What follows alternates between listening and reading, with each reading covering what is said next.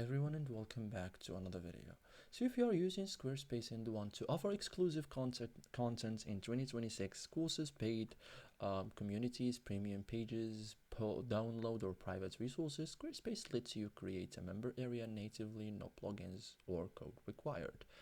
A members area lets users sign up, log in, and access gated content based on their membership. So in this guide, I will show you step by step how to create a membership or create a members area in Squarespace in 2026 cleanly, correctly, and like a pro.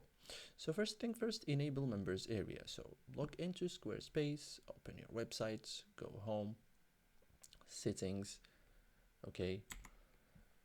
Home, we have websites, product, services, contents, we have contents and membership. Tap this one, okay. So click enable membership area. So you have to create the first thing, the course or video on demand on blog, okay, member site. So you have to create first thing, the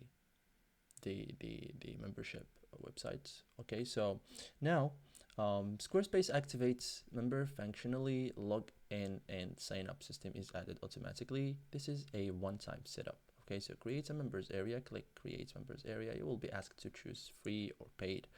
Choose based on your monetization strategy, name your members area, etc.